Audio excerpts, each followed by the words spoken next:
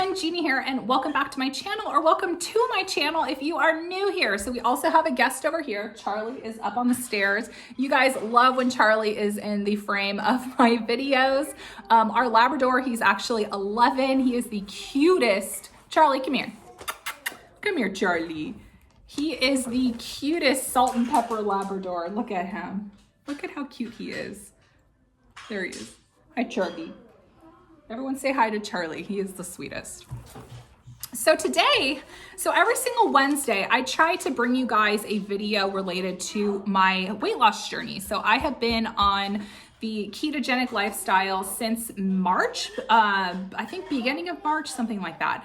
And I started at 184 pounds, not barely running a mile, to now I have gotten up to 5 miles and I weigh 166 pounds. So actually, technically, I'm like 7 pounds away from a healthy BMI, which I am so excited about that.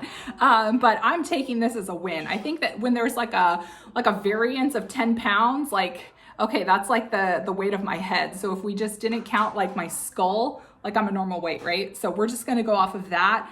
If you guys know where that movie is from, where your head adds 15 pounds to your body, comment below what movie I'm talking about. We'll see how good of movie trivia you guys are. But anyways, I wanted to sit and talk to you guys about the importance of your diet and mental health. So something else that I do struggle with, I am very open with my mental health journey.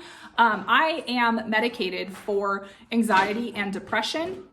I'm also diagnosed bipolar. I had chosen not to take the I chose not to take the mood stabilizers when I was diagnosed because I just didn't want to feel drugged up all the time. I had looked up about the medication, and I just can't do that because I have 3 kids I have to take care of, and I can't be, walking around all drugged up all day, and I need to operate my car. So that just was not a route I needed to take. So I needed to be more proactive when it came to my diet. I needed to be more proactive with my exercise to help balance my moods out, because medication isn't the magic pill. Like, there are other things that you need to do to promote your mental health. So on top of having anxiety, depression, and diagnosed bipolar, I also suffer with food issues. So I am in recovery for a binging and purge disorder that I developed in middle school. And it carried me all through adulthood, even through my pregnancies. And I recently came out about that about 6 months ago, and told my family about it. And I've been in a church recovery group, but we haven't been in session because of COVID-19, but we're hoping to get back to that really soon. It's Celebrate Recovery over at Saddleback Church.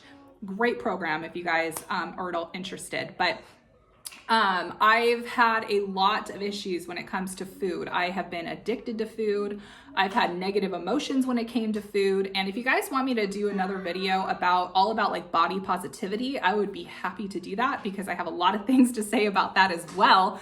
You know what? I don't even need to ask you guys if you want to see that. I'm going to film it anyway. So you're going to see that on my channel in July, because I feel like that's a very important topic. But I wanted to go ahead and sit down with you guys and share with you guys some things that have helped me in terms of my mental health and my diet and exercising. So I want to nerd out with you guys a little bit, and I'm going to share with you guys some facts that I actually got from the Harvard medical website. So the article I read was about how the foods you eat affect how you feel. How many times have you guys had like a huge meal, maybe a burger and fries and a milkshake, and then you decide, okay, let's add a few cocktails and maybe some dessert or chips and salsa or whatever, and you eat, probably your whole daily value of calories in one sitting? How many of you guys have done that, and then afterwards you felt like complete crap? I know I have done that so many times, and that is because serotonin, 95% of your serotonin is actually produced in your digestive tract. So it's in the it's in the gastrointestinal tract. So serotonin regulates your sleep. Serotonin regulates your Appetite, it regulates your moods and it inhibits pain. So serotonin is responsible for all 4 of those things, and 95% of the serotonin is actually found in your digestive tract. So that's why food plays with your emotions. So the food you eat directly affect how you feel. Reading further in this article, there were studies shown that people who are on a Mediterranean type diet, so a Mediterranean diet meaning a diet high in vegetables, fruit, modest when it comes to dairy and lean meats, and unrefined grains, or what is it? What kind of grains is it? Oh, I wrote this down. Unprocessed grains versus the Western diet. So when you say Western diet, it's a diet full of processed foods and tons of sugar. And when I say sugar, I mean all carbohydrates. So we're talking, chips and cookies and soft drinks and pizza and pasta. All of that turns into sugar. So when we say sugar, we're not just talking a bag of gummy worms and a can of Coke, like we're talking all of it, because those carbs then turn into sugar. So the Western diet is processed foods and tons of sugar. So the study showed that those on the Mediterranean diet versus the Western diet were 35% less likely to develop depression and anxiety. So those studies are showing that the way you're eating directly affects your mental health. So if you're eating a Mediterranean diet, you are less likely to develop depression and anxiety, if that makes any sense. So with that being said, if you're watching this video and you're telling me, I just don't feel right, I feel sad, I feel mopey all the time, I have, no energy, I'm unmotivated, I don't want to do things, I don't want to go out of bed, maybe the first thing you need to look at is your diet. Maybe ask yourself, what am I eating? Because if you're getting out of bed and eating Pop-Tarts, donuts, and a venti frappuccino with extra caramel sauce, you're starting your morning with a bunch of sugar, and it's going to then tell your body to not feel good. So if you're at all feeling that way, maybe you need to start looking at your diet. And a really easy way you can do this is just start eating clean for about 2 weeks. And what you can do is journal this. So you can write in a little notebook every single night, just write the date and what you ate and how you felt.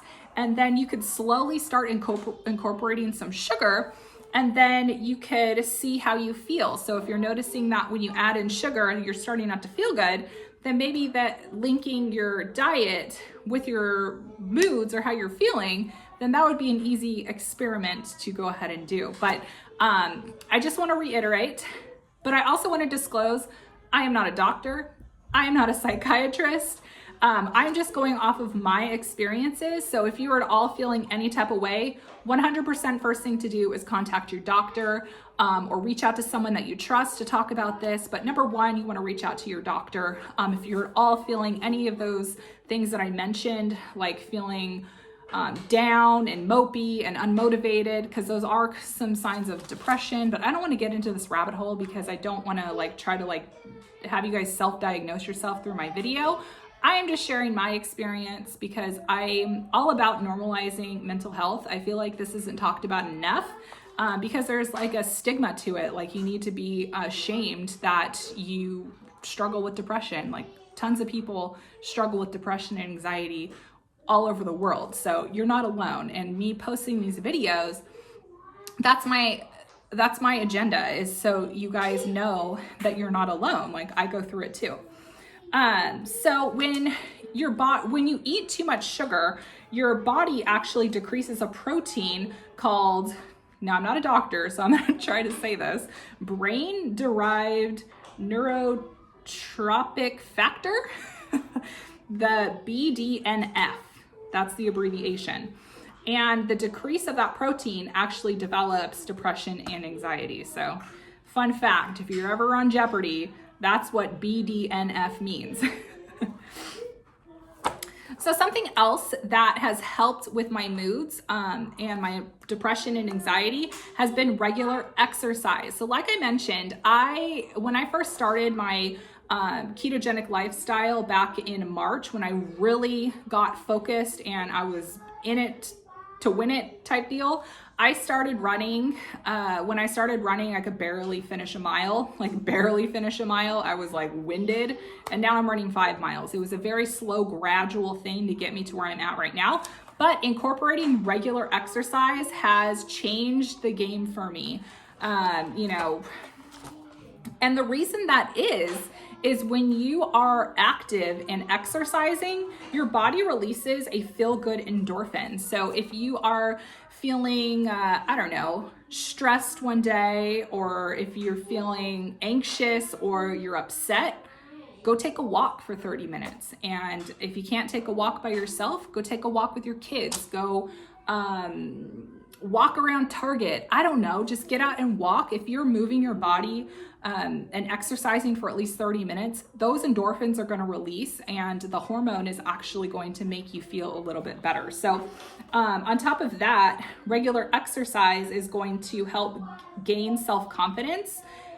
So for me, every single time I'm out on my run and I complete my running course, I give myself like a pat on the back. Like, I am so pumped when I'm done with my run, because I am accomplishing something that I have worked so hard to do. Also, it promotes social interaction too. So if you're someone who likes to run with a friend or walk with a friend or go to like a group class, you are also, you know, doing your social interaction too. And those who suffer with depression and anxiety, sometimes we don't want to be around people, but when we do get around people, it does help us feel a little bit better to have that human interaction with others, because let's be honest, we were not created to be alone. We were created to be around people. We weren't created to be by ourselves. God didn't want us to walk the earth alone. That's why he created Eve to accompany Adam, because he didn't want Adam to be walking solo in the world. So we were created to have someone with us. So it does helps promote social interaction. And also, exercise is a healthy way to cope with things. So exercise is a healthy way to cope with depression and anxiety versus, you know, going to the bar and getting a shot, or, you know, smoking, I don't know, doing drugs. Let's just say drugs, because I don't want to like trigger anything, or overspending, like doing shopping or gambling. Those are negative ways to cope with your feelings. But you getting and running, there's been so many times when I've been so pissed at my husband that I just will be like, I gotta go run, and I just gotta let it out. So a lot of times when I am in the middle of a fight with my husband and I hit the pavement and start running, those are some of my best runs, because I am all worked up. And by the end of it, I'm so proud of myself for finishing my run that I'm like forgetting like why I was even mad at him in the first place, because the endorphins are then running. So then I'm not as mad anymore. So a lot of times, like when I'm feeling like completely with him, I go and run. So a good way to start your regular exercise is just doing 30 minutes, 3 to 5 times a week. And that's so easy to do. Just, you know, go on a walk with your kids. The kids need to stay active too. Like I said earlier, you could, you know, walk around the park. You could find something that you enjoy. Maybe you're not a runner. Maybe you hate running. Maybe you hate walking. Go swimming. Or do, what is that like workout class, the like dance? It's like, not Taibo, it's Zumba, I think it is. There's tons of like free things that you can look up on the internet. You do like dance workouts. You could do like dancing to the oldies with Richard Simmons. Like there's so many things you can do, but the most important thing to do is find something you love, find something you enjoy, because if you find something you love when it comes to physical exercise, then you're going to keep doing it because you love it. So are you really going to be wanting to run if you absolutely hate it? Probably not. But if you are, you know, dancing to Richard Simmons and you love it, then you're going to continue to do it. So I hope you guys found this video encouraging. If you are at all struggling with mental health, maybe you are struggling with depression, anxiety, whatever it is, you know, maybe before, you know, you go to the medication route, maybe you don't want to take medication, or maybe you're in a phase of life where you can't take medication. Maybe you're in pregnancy, maybe you're breastfeeding, maybe you just don't want to take the medication right away, which is totally fine. Why don't you just try changing your diet and exercise for, you know, 2 weeks and see how you feel. So again, I'm not a doctor. I'm not an expert on this. I just share with you guys my experiences, and I feel like me coming on here and sharing with you guys my experiences gives you more of a vulnerable, raw side of me, and it's something that I am at all not ashamed with, because this is how the Lord created me. So you know, I just take it one day at a time. So I hope you guys are having a fabulous Wednesday. And I think next week we'll go ahead and talk about body positivity, because I think that is really important too, because I am currently rocking my mom bod and I feel amazing. So I hope you guys have a fantastic day with whatever it is you are doing. Like this video so I know you have enjoyed it, and I will talk to y'all later. Bye guys.